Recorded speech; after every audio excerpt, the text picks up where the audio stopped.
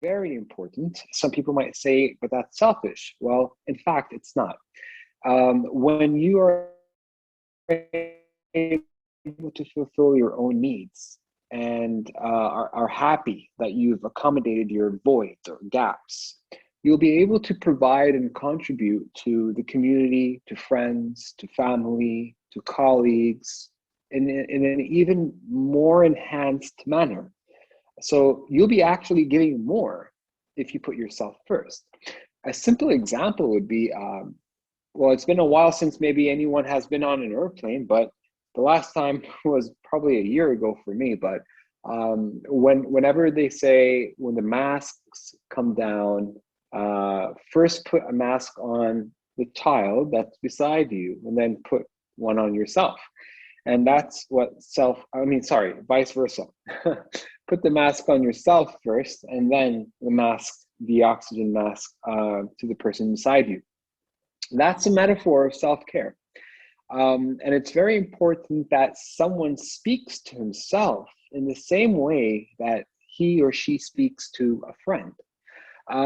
There are many types of self-care. There are, like, let's say, emotional care. There is a category called physical self-care, social self-care. There's also spiritual self-care.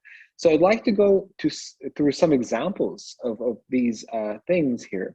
And again, it all has to do with fulfilling your needs prior to others. And doing so, I'd like to reemphasize, would provide and contribute to others around you, even in a more better way.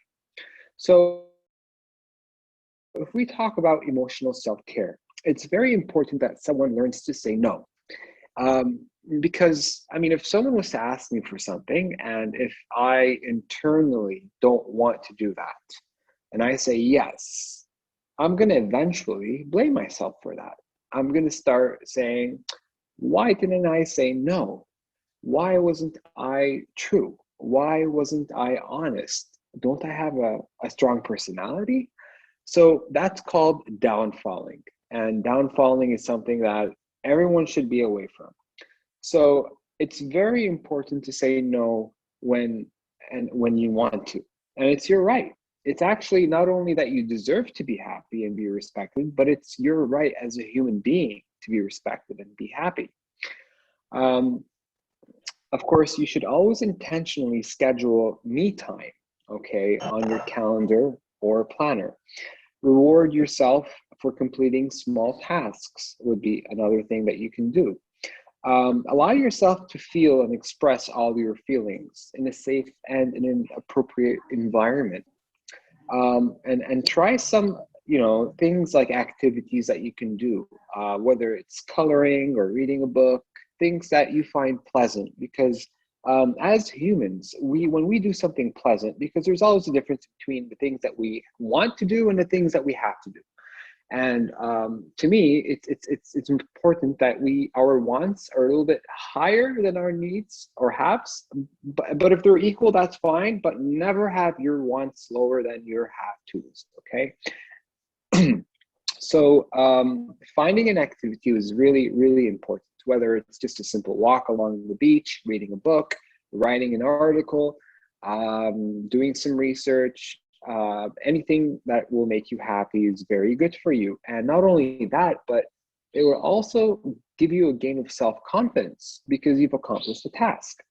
And always remind yourself of good stuff in life, by writing a list of things that you're grateful to have. Okay, that's very important. And also take a moment to allow your feelings to be present without judging them. That's very important. So what I want to say is, there's this acceptance theory where we have to accept the true realities of life. Okay. I'd like to replace the word acceptance with receiving. So let's go ahead and receive the things that we go through, okay, and live every moment to its fullest. You have the right to think in a negative way. That's fine. You have the right to feel sad. That's fine. That's okay. Or angry. However, here's the catch. Do not say anything about them. Don't judge them. Because once you do, then you're in this vicious cycle. And then you're going to start overthinking, and then you're going to start downfalling yourself. So instead, what we want to do is decentralize our body from those negative effects. And that's basically by receiving what's going on, living every moment, feeling whatever you want to feel, thinking whatever you want to think, but don't say anything about them. Don't judge them. In fact, instead, you can just thank your mind for its opinion and then move forward. Now let's talk about physical care. Like, for instance, you could do some stretching exercises. Yoga, meditation is a very, very beneficial thing. You can take a walk, you can drink more water, go out and spend, let's say, 10 minutes under the sun. As you know, vitamin D is very important, and there is a relationship between vitamin D and feeling depressed. Go for a bike ride to nowhere or in a particular place. Or go to bed early, get enough sleep. Sleeping is very important. Getting enough sleep is very important. Okay, so that's being self. You're caring for yourself in a physical way. I'm going to move on to caring for yourself in a social way. So definitely avoid toxic people. By all means, there are always people out there who are toxic. And unfortunately, some of them actually have narcissistic traits, which is actually narcissism is a personality disorder. And unfortunately, they will never admit that they have this disorder. In fact, what they do, their traits are basically where they sabotage people, they point fingers at people, they play victims when they're not. They're always right, you're always wrong. They flip the table and make things look like you're wrong, I'm right, how come, why, and how could you do this to me? It's trying to make you feel guilty. They manipulate you in certain ways. So try to avoid people who have these traits. In other words, surround yourself with people who are good for your mental well-being, good for your mental health, okay? And of course, there's no weakness in asking for help. To me, as a therapist, I actually see someone who asks for help as a sign of strength, as a sign of not only wanting to get better, but knowing that they need help and that there's something wrong. So that's very important. Also, hi, how are you? Good, it's nice to see you. Okay. I'm gonna continue what I'm talking about, and then once I'm done, I'm gonna give a few minutes for some questions. Okay, sounds good? Yeah, sounds very good. Okay, excellent. So I was talking about how we can be caring to ourselves in a social way. You need to choose who you should spend your time with on a daily basis. Spend time with people who are positive rather than negative. Always try to eliminate toxic behavior or toxicity.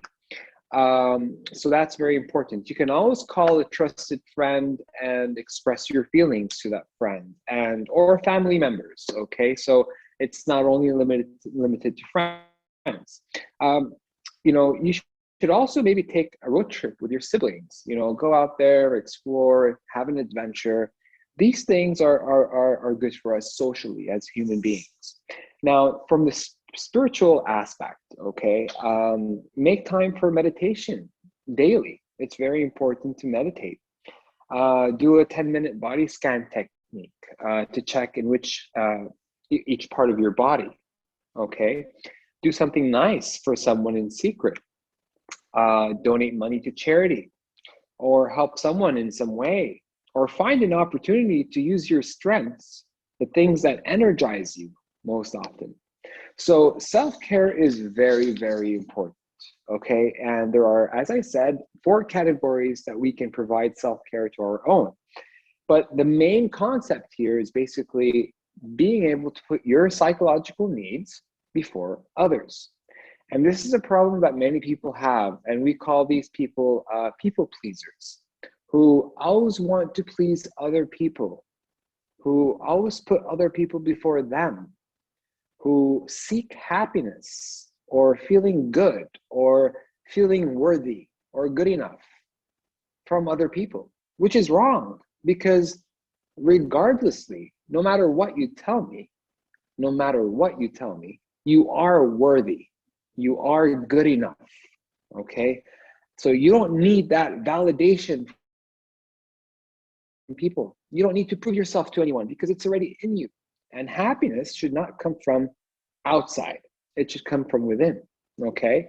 And that's where self care starts, where you start talking to yourself in the same way you would talk to a friend. So don't talk to yourself in a bad way. Don't blame yourself. Never blame yourself for things that you've done in the past. A good reason for not doing that is, well, because first of all, let's say 2 years ago, let's say I got into an argument with someone. And then maybe at that point, I only knew so much. And maybe 10 minutes later, after that argument 2 years ago, I kind of questioned myself. I said, why didn't I say this? Why didn't I do that? And then I would blame myself. I would say, why? I mean, don't I have a strong personality again? See, I'm going back to my personality. Well, the thing is, you can't blame yourself because, I mean, today, and if I could actually teleport, which is impossible to do, but if I can go back in time, I would do the things that I would want or do now. Never blame yourself at all for anything that you've done in the past, okay?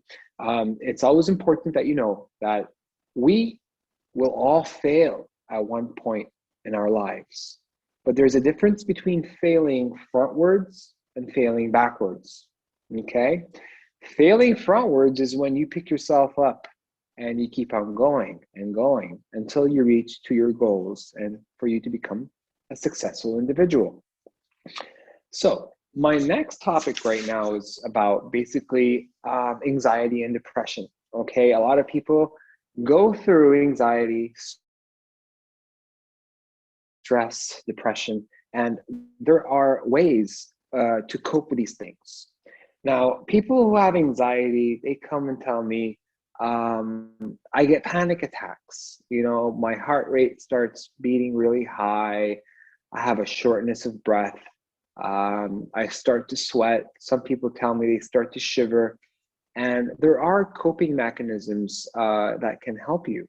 One would be, for example, this is a grounding technique, which is called the 5-4-3-2-1 method. And it's pretty simple, where what you do is you just distract yourself in a positive way, and you ask yourself, what are 5 things that you can see? And you go ahead and you tell yourself, I can see this, this, this, this, 5 things, right? It's called the 5-4-3-2-1 technique method. Number 4, what are 4 things that you can feel? What are 3 things you can hear? What are 2 things you can smell? What is 1 thing you can taste in your mouth? Now, it could be imaginary, maybe your favorite food. So these things distract you, okay, from getting that panic attack. Another way would be, for instance, breathing. Breathing is very, very important. And people sometimes, they use this breathing technique whenever they get a panic attack, which is to inhale, okay, through your nose for 4 seconds, and you hold it in for 4, and then you slowly exhale for 6 seconds out of your mouth. Now, a better way is actually to do this, but not when you get a panic attack. You do it for 2 to 3 days, but in different settings. You can either breathe in through your mouth, through your nose, your nostrils, 15 times. Breathe out, okay, through your mouth, all right, or for 1 minute. But you have to do it in different settings. And what I mean is, and there's a catch to this, okay? So let's say I'm at home right now, I do it. I breathe in and out 15 times. I'm gonna calm down. I don't have a panic attack, but I'm calming down. When I get into my car, I do the same thing. When I get to school, let's say if you go to school, you do the same thing. For people who work, when they go to work and get to work, they do the same thing. They do it in different settings, different environments. And this is the catch. Doing this will train your brain to alert you and tell you when it's time to breathe. So you don't get a panic attack that has an intensity of 90%, where it would actually be 60 and then will drop. Okay. So I talked about one grounding technique, which is a 5-4-3-2-1 method, and also a breathing technique. There are many techniques out there, but what's really important is self-affirmations, things that you should tell yourself, okay? So if I have a panic attack and my heart rate is high, let's say that I have a quiz or I have an exam and I get nervous and I start to sweat, tell yourself that you can get through this, and you are in a safe place. Nothing bad is going to happen to you. And you've been through this before. So you can survive this one. So self-affirmations are very important for you. They tell you, they calm you down, and they're true. Okay. Another thing I want to talk about is emotions. So yes, someone has a question. Go ahead. Sir, Yes, you can ask me a question. I want to ask that. Actually, I like your speaking, but I'm just asking that for how much time is this session? Because Okay, you know what? If you want to ask me some questions, we can go ahead and start. So do you have a question? no, actually, I just wanted to ask that when is that question time you said? Sorry for Right. Okay. interrupting in between. Okay. I'm going to go ahead and talk about one more thing, and then I'm going to get to the questions. Okay. So my last thing that I want to talk about are emotions and the human intellect. Okay. Now, as human beings, okay, you should understand that when we become emotional, let's say I'm really angry, right? And when I'm angry, my emotions go up, but my intellect goes down. They cannot go up together or down together, okay? So it's very important that you are aware of this, because your emotions can actually start to control your life. So when we become too emotional, and let's say I'm very, very angry, I get thoughts that are automatic and negative, right? And 95% of the time, those thoughts are lies. They're not true. So if I get a thought like, let me see, a very simple one, that I'm not good enough, for example, okay? And this thought comes by every time, and I don't challenge it. I don't stop it. I don't talk back to it. That thought is going to make me feel bad. And then as a consequence, I will start behaving in a negative way. So it's very important that you use your intellect, that you talk back to your thoughts, okay? That you challenge them. Don't let them take over your lives, okay? Because sometimes, most of the times actually, they're not true, okay? So let me go ahead and see if you guys have any questions.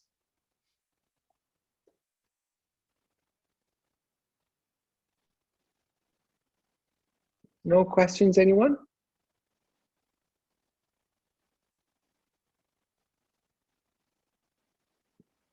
Who goes to school here?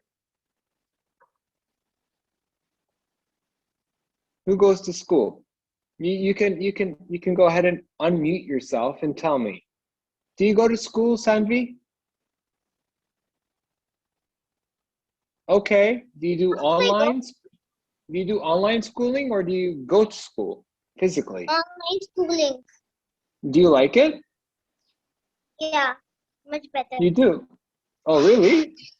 Okay. Yeah, my physical teacher every time forces me to write. So you don't write, you don't like to write? Yeah, but I'm supposed to write early. Okay. You know, I remember when I was a student, I used to really be a bad writer. Okay. But let me tell you something. I hated it. Okay.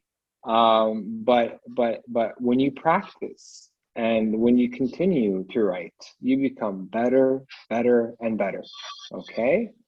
Yeah, So I I don't hate writing, just ma'am says me to write fast. That's the problem. fast to write fast. Yeah, Okay, well, take your time. There's no pressure. As long as you're doing the writing, that's the most important thing, right? sir. I was just saying that don't pressure yourself. If it doesn't matter how fast you write, as long as you're writing. If you're writing, that's the most important thing. I think this also causes to mental stress. Take pressure on yourself. Right, because it's pressure. It's stress that's unnecessary, right? I mean, if I'm gonna write, I'm gonna want to write on my own pace. And then just, with time, you will get better and better. So that's when I was saying be good to yourself. Don't be too hard on yourself, okay? Don't put Have so much patience. pressure. Yes, treat yourself in a good way, just like you would treat a friend or a sister or a brother or a mother or a father. Okay, Yeah, good. the biggest How way about to the biggest uh, way to cure this mental stress is only and only happiness. Happiness is included in this topic. right? And where do you think happiness should start? What do you mean, like? Well, should I depend on happiness from the people around me and No, my you should not pretend. You should be internally happy. You should be externally happy. It should not be like this. That you're smiling from outside, you're sad inside, and teacher says you dance, blah blah blah blah blah, and then when? Good answer. I like that you said that happiness should start internally. Very good. Very good. You're on So the I right have a track. question for you. Yes, please go ahead.